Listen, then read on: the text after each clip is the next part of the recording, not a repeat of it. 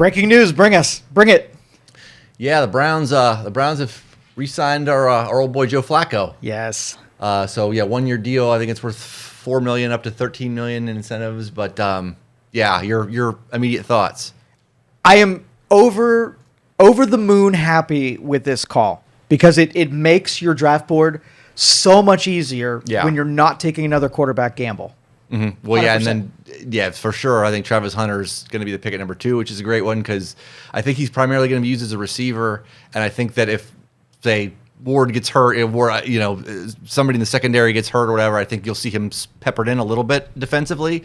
But yeah, I love this too, and I think that I think the Browns are still probably going to draft a quarterback, but I think it's going to be later on in the draft. It'll be second, third round. They'll get somebody else. So your quarterback room will be Joe Flacco, Kenny Pickett, and whatever rookie they pick up, which I like. I think we saw 2 years ago that when Stefanski was calling the plays, he plugged in just about 6 quarterbacks to 1 year, 5 or 6, like multiple quarterbacks all worked in that system. So yeah, I like it. I think Kenny Pickett could work there. If he struggles, you have Joe Flacco and stuff too. So yeah, I mean, I like this all around for the Browns. Yeah, and honestly, from a competitive standpoint, I don't think it changes much, but it makes it fun football to watch, and there's a lot less anxieties when we know what he can do with an offense. We know what to expect on the upside. We know what to expect on the downside. You feed him a line that'll give him time back there, and you give him some weapons to be able to offload to, and I think that it'll be fun football to watch for sure. I think they're going to draft a running back somewhere in this draft as well, too, to complement. I think Nick Chubb's going to probably... I don't know if Nick Chubb's ever going to come back to the way he was before with injuries and stuff, but he could still be a good number 2 back for you. So yeah, that'll be what the draft will probably focus on: offensive line, running games, to get some complementary weapons. For that offense, we've already seen the defense has been, formidable, and you have Myles Garrett still back there. I mean, thankfully he came back, whatever, too. So that makes Denzel Ward happy on the backside. So yeah, I like this. I like this all around. Like I said, I just want the Browns to be competitive.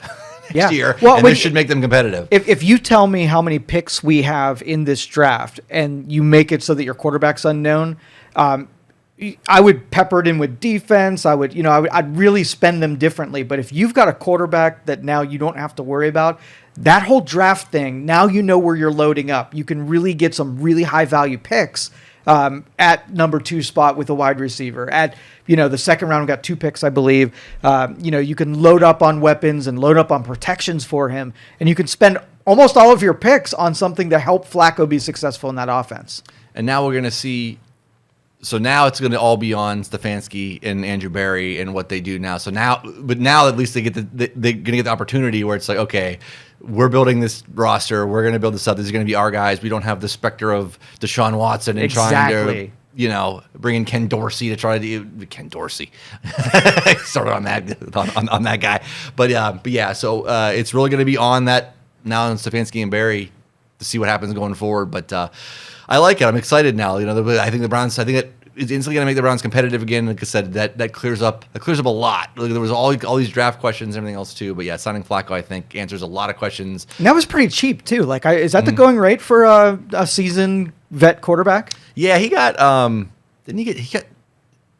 Correct me if I'm wrong. I think he got like closer to 10 last time they did it. So I mean, the more years you jack on, the less money you get. He's only going to be there for a year, but no, I like him. And like I said, and then if you draft a Tyler Shuck or you draft even a Will Howard or somebody later like that, but they'll have a chance to kind of develop under Stefanski's system and under Flacco in that quarterback room. And I do think, I think Stefanski sees something in Kenny Pickett too. I know Kenny Pickett gets ripped on for small hands or whatever else, and he didn't. Poor guy. He didn't have.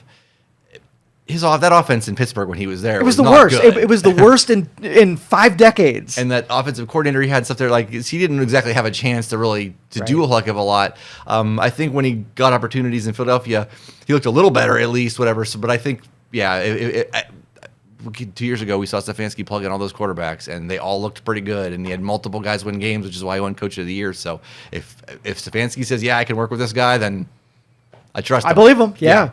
Now, do you think if Nick Chubb has a year where they use him as much as they can, get about 75% of the throttle out of him, do you think he retires after this year?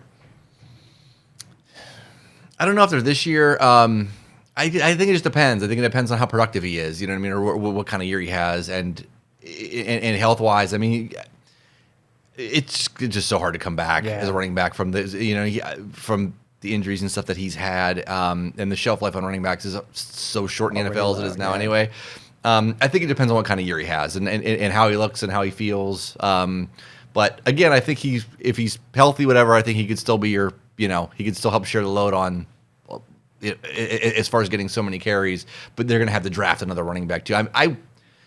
I've been saying this for whatever, and this is probably wishful thinking. And I don't think that the Browns they would have to give up a lot of draft capital on the back end to move back into the first round to get Ashton Genty from Boise State, because that guy's a star. Like that guy's going to be so good. He's such a tough runner. He is like Nick Chubb part 2. You know what I mean? He's just a good guy. But this is a hefty running back class in this draft though too. So I mean, it's not like that they can't get somebody later as well too. But yeah, I'm excited.